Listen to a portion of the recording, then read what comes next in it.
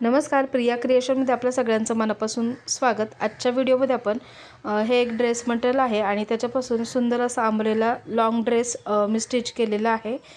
तर हे आहे ड्रेस मटेरियल आणि साधारणतः 4.5 मीटर एवढा कपडा होता हा आणि एकसारखाच कपडा होता सलग असा, म्हणजे पॅन्टचा पण त्याच्यातच आणि टॉपचा पण त्याच्यातच आणि अशा मध्ये मध्ये त्याला थ्रेड वर्क केलेला आहे। कुर्तीसाठीचं जेवढं कापड होतं त्याच्यामध्ये जास्त थ्रेड वर्क केलेलं आहे आणि जे बॉटमसाठीचं आहे त्याच्यामध्ये थोडं कमी थ्रेड वर्क केलेलं आहे। तर हा कपडा घेतलेला आहे आणि इथे मी 3 मीटर अस्तर घेतलेला आहे, कॉटनचं अस्तर घेतलेलं आहे आणि त्याला इस्त्री करून घेतली थोडी। अम्ब्रेलामध्ये ह्याचं कटिंग होईल, तर टॉप पार्टचं वेगळं कटिंग होईल आणि खालच्या घेराचं वेगळं कटिंग होईल। तर इथे मी अस्तर जे आहे ते टॉप पार्टसाठी ते फोल्ड करून घेतलं। 4 फोल्डमध्ये हे अस्तर घ्यायचं आहे। तर जेवढं छातीचं माप आहे त्याचा चौथा भाग आणि प्लस 2-2.5 इंच एक्स्ट्रा घ्यायचं आहे, तेवढी आपली ही घडी आली पाहिजे, अशा प्रकारे ठेवायचं आहे। तर इथे मी असं फोल्ड करून घेतलं।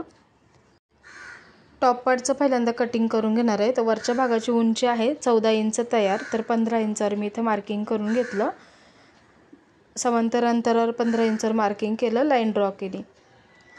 बोटनेकमध्ये ही मला हा ड्रेस स्टिच करायचा आहे। तर इथे शोल्डर आहे पूर्ण 14 इंच, त्याचं निम्मा घेतलं 7 इंच, 7 इंचावर मार्किंग केलं आणि आर्महोल घेतलेला आहे 7 इंच। तर आर्महोलचं सुद्धा इथे मार्किंग केलं।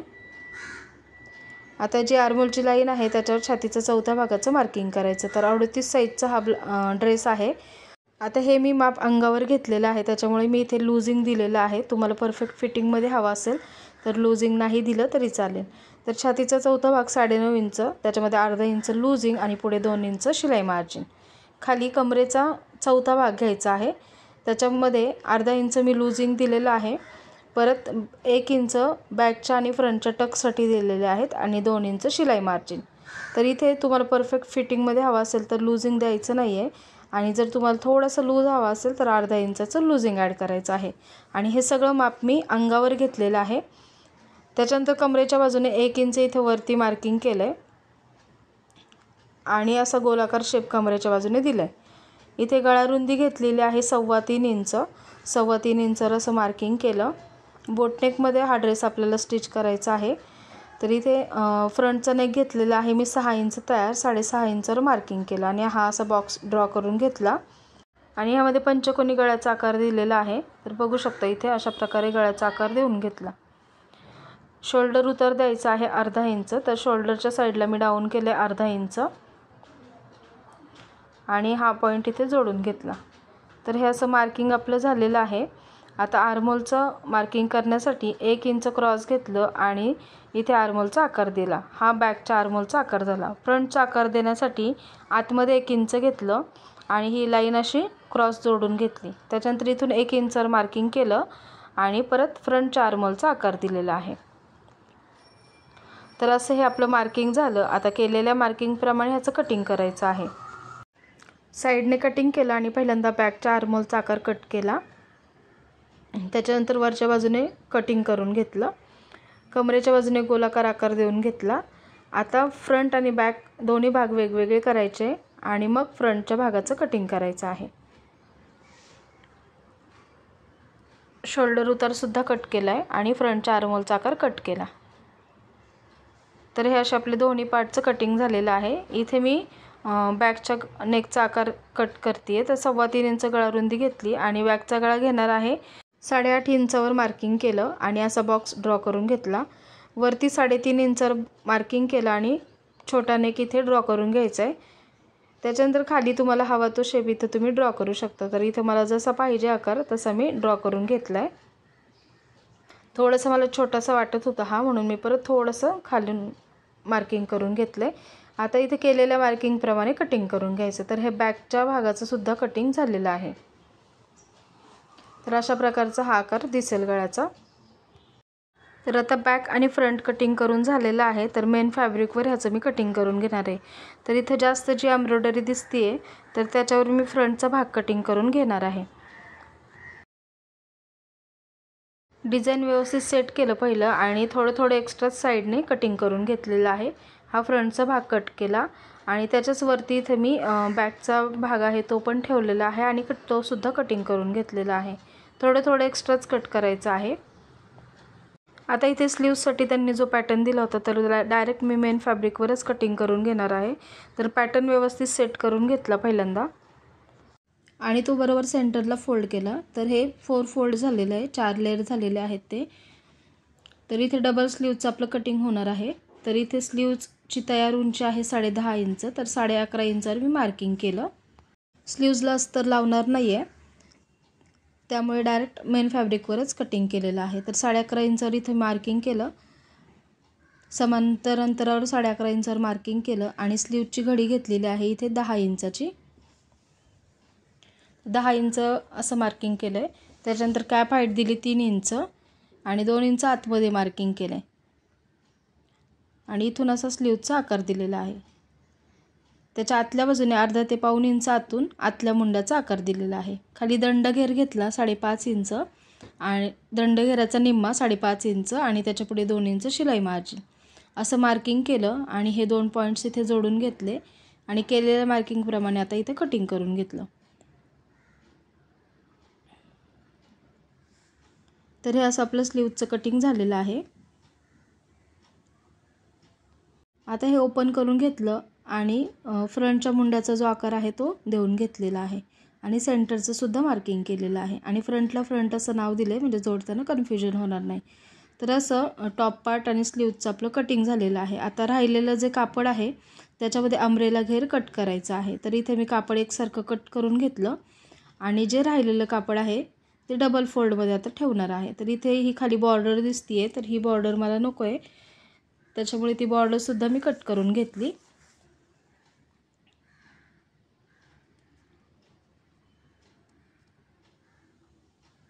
तर राहिलेला कपडा मी इथे डबल करून ठेवलेला आहे, डबल लेयर आहे हा। आता त्याचा एक कॉर्नर उचलायचा आहे आणि तो असा क्रॉसमध्ये ठेवायचा। तर बघू शकता मी हा कॉर्नर उचलला इकडचा आणि तो असा क्रॉसमध्ये ठेवला आहे।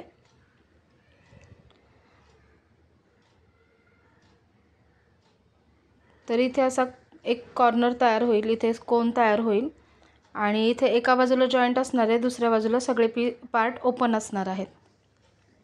इथे बघू शकता हा जॉईंट आहे आणि दुसऱ्या बाजूला ओपन आहे। तर अशा प्रकारे हे दिसेल। आता हे खाली 4 फोल्ड आहे, त्याच्यामुळे बॅक आणि फ्रंटचं आपलं कटिंग होणार आहे खालच्या घेराचं। तर इथे हा जो टॉप पार्ट आहे त्यातला हा पीस अशा प्रकारे इथं सेट करून ठेवायचा आहे। जिथं सेट होईल तिथे सेट करून ठेवायचा आहे कोण्यापासून खाली। तर जिथं सेट होईल तिथे सेट झाल्यानंतर मार्किंग करून घ्यायचं आहे। तर इथे मी मार्किंग करून घेतलं। तर इथून हा जो कॉर्नर आहे तिथून मोजलं किती आले, तर तेवढंच इकडं सुद्धा आलं पाहिजे। तर इथं माझं हे 15.25 इंच आले, तर इकडे पण 15.25 इंच घेतला आणि असा राऊंड शेप इथे देऊन घेतला। त्याच्यानंतर हा जो भाग आहे तो किती आहे तो मोजून घेतला आणि तेवढाच हा राऊंडसुद्धा आला पाहिजे, तो सुद्धा मोजून घेतला। तर बरोबर येत आहे माझं। तर आता इथे जे मोजले आपण त्याच्या खाली आपल्याला घेराचं मार्किंग करायचं आहे। तर वरती टॉप पार्टची उंची सोडून दिली आणि त्याच्या खाली घेराचं मार्किंग करायचं। तर टोटल ड्रेसची उंची आहे 42 इंच, 42 इंच उंची आहे। तर मी 43 इंचावर मार्किंग केलं, 1 इंच एक्स्ट्रा घेतलं। आता वरून मोजलं हे किती माप आलेलं आहे 43, जिथं मार्किंग केलं तिथं वरच्या कॉर्नरपासून। तसंच सेम आपल्याला पूर्ण राऊंडमध्ये इथं मार्किंग करून घ्यायचं आहे, जेवढं आलेलं आहे तेवढं मार्किंग करून घ्यायचं आहे। तर असं वरून 43 इंचावर मार्किंग करून घेतलं आणि त्याचा राऊंड शेप, तर सगळीकडे 43 इंच असं राऊंडमध्ये मार्किंग केलं आणि त्याचं गोल राऊंड मार्किंग करून हे कटिंग करून घेतलं। सेंटरला पण मोजून घेतलं बरोबर आहे का। तर हे असं मोजून इथे कटिंग करून घेतलं।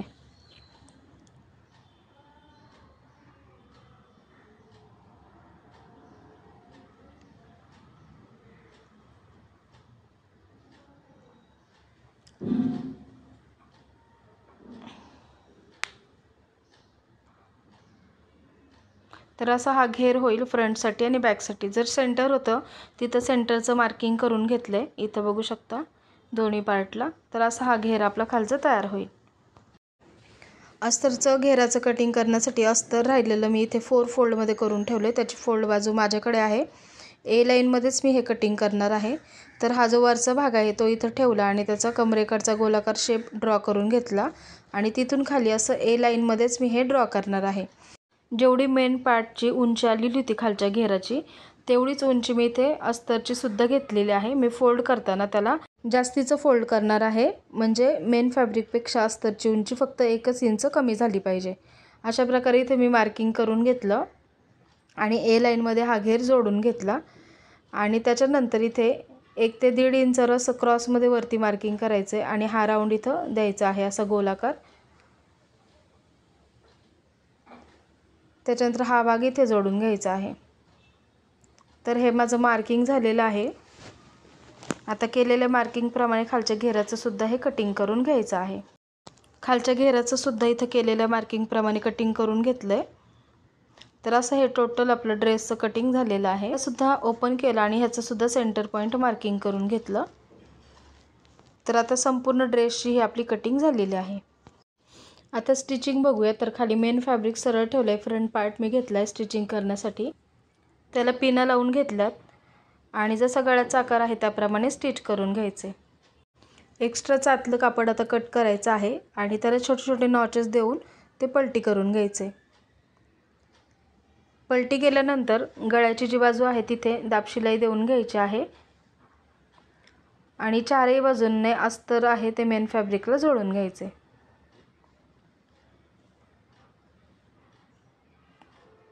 तर आता मी इथे अस्तर सुद्धा जोडून घेतलंय। अस्तर जोडून घेतलंय तर इथं टक्सचं मार्किंग केलंय। आडवा 4 इंच, उभा 4.5 इंच असा अर्धा इंच आणि टक्स सुद्धा देऊन घेतलेले आहेत। हा फ्रंट पार्ट आपला तयार झाला। तर बॅक पार्टसाठी पहिल्यांदा नॉट तयार करून घेतली, बघू शकता ही, आणि आता बॅक पार्ट तयार करून घ्यायचा आहे। तर खाली मेन फॅब्रिक सरळ ठेवलं, त्यावर अस्तर ठेवून पिना लावून घेतल्यात। इथे नॉट घालून घेतली बरोबर, जो कोना आहे तिथे बरोबर। तर इथं स्टिच करून घेतलं एक पेअर, जसं गळ्याचा आकार आहे त्याप्रमाणे स्टिच करायचं आणि ही नॉट पण याच्यामध्ये स्टिच करून घ्यायची आहे। तर बघू शकता अशा प्रकारे। आता परत हा दुसरा कॉर्नर आहे तिथं आल्यानंतर नॉट पहिल्यांदा घालून घ्यायची आहे आणि मग स्टिच करायचं आहे। तर अशा ह्या दोन्ही नॉट स्टिच करून झाल्या। गळ्याचा जसा आकार आहे त्याप्रमाणे एक पेअरचं मार्जिन ठेवून स्टिच करायचं। आता आतमध्ये थोडं थोडं कापड ठेवून एक्स्ट्राचं कट करून घ्यायचं आहे। आता त्याला नॉचेस द्यायचे छोटे छोटे आणि पलटी करून घ्यायचं आहे। पलटी केल्यानंतर गळ्याला दाबशिलाई देऊन घ्यायची आहे। बघू शकता नॉट घातल्यामुळे फिनिशिंग खूप छान आली आपली। आणि इथे आता दाबशिलाई देऊन घ्यायची जसा गळ्याचा आकार आहे त्याप्रमाणे।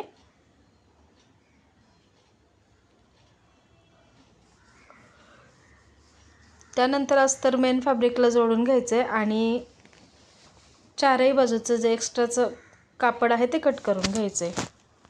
आता इथं सेंटरचं मार्किंग केलंय बॅक पार्टला आणि आडवा 4 इंच आणि उभा 4.5 इंच असा अर्धा इंचचा टक्स देऊन घ्यायचा आहे बॅक साईडला पण। तर इथे मी टक्स सुद्धा देऊन घेतला। असा हा आपला बॅक पार्ट आता तयार झालेला आहे। त्याच्यानंतर शोल्डर जोडून घ्यायचा आहे। इथे मागचा भाग ठेवलाय, त्याच्यावर पुढचा भाग सरळच ठेवलाय। पहिल्यांदा सरळच हे शोल्डर असे जोडून घ्यायचे आहेत। अगदी 1 लाईनचं मार्जिन ठेवून घेतलं तरी चालेल। त्याच्यानंतर हे फोल्ड करायचं आहे आणि इथे अर्धा इंचचं मार्जिन ठेवून हे स्टिच करून घ्यायचे शोल्डर। तर हे दोन्हीकडचे मी शोल्डर जोडून घेतले। त्यानंतर दोन्हीकडचे शोल्डर चेक करून घ्यायचे आहेत एकसारखे आहे का, नसेल तर कटिंग करून घ्यायचं आहे जे काही एक्स्ट्राचं असेल ते। त्याच्यानंतर स्लीव्ज इथं जोडून घ्यायचे आहे। तर इथं मी स्लीव्ज घेतली आणि खालच्या बाजूने अर्धा इंच फोल्ड केलेली आहे स्लीव्ज आणि त्याला स्टिच करून घेतली। त्याच्यानंतर स्लीव्जचं सेंटर आणि शोल्डरचं सेंटर इथं मार्किंग करून घेतलं आणि स्लीव्ज बरोबर सेंटरपासून इथं लावायला सुरुवात केली शोल्डरपासून। तर इथं अशी ही स्लीव्ज मी इथे लावून घेतलेली आहे। एका बाजूची मी इथे लावून दाखवलेली आहे, दुसऱ्या बाजूची सेम त्याच पद्धतीने लावायची आहे। त्याच्यानंतर ह्याच्यावर डबल शिलाई करून घ्यायची स्लीव्जवर सुद्धा। आता दुसऱ्या बाजूची सुद्धा मी याच पद्धतीने लावून घेणार आहे।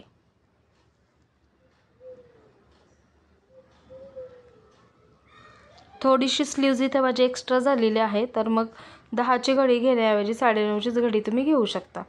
आता ही लावून घेतली, दोन्ही बाजूच्या स्लीव्ज लावून झाल्या। आता खालचा घेर जोडायचा आहे। तर घेर जोडण्यासाठी हा फ्रंट पार्ट घेतला, त्याचं सेंटर पॉईंट इथं मार्किंग केलं आणि आता घेर घ्यायचा आहे। घेराचं पण सेंटर पॉईंट मार्किंग करायचं आहे आणि सेंटरपासूनच जोडायला सुरुवात करायची। एका बाजूचं जोडून झाल्यानंतर दुसरा पण सेंटरपासूनच जोडायचा आहे, बघू शकता। आता ह्याच्यानंतर इथे एक्स्ट्राचा एवढा झालेला आहे माझं घेर, बघू शकता तुम्ही इथं। तर जे काही एक्स्ट्राचं झालेलं असेल ते क्रॉसमध्ये असं कटिंग करून घ्यायचं आहे। तर इथं बघू शकता एवढं एक्स्ट्रा झालं, तर मी असं हे क्रॉसमध्ये कटिंग करून घेणार आहे।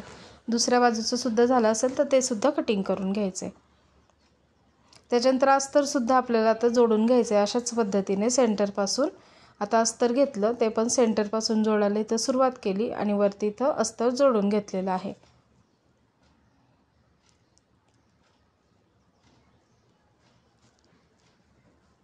दुसऱ्या बाजूचं सुद्धा अस्तर जोडून घेतलं। त्याच्यावर सुद्धा डबल टिप देऊन घ्यायची आहे।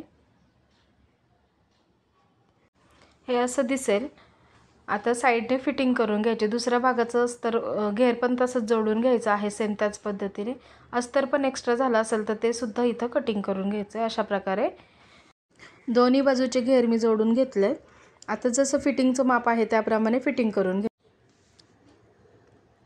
आणि कमरेत पण इथं फिटिंग करून घेतली। कमरेपासून खाली आल्यानंतर घेर चारही त्याचे लेयर धरून जोडायचं आहे। त्याच्यानंतर एक 3 ते 4 इंच खाली आल्यानंतर मेन फॅब्रिक बाजूला सरकवायचं आहे आणि फक्त अस्तरचं फॅब्रिक जोडून घ्यायचं आहे।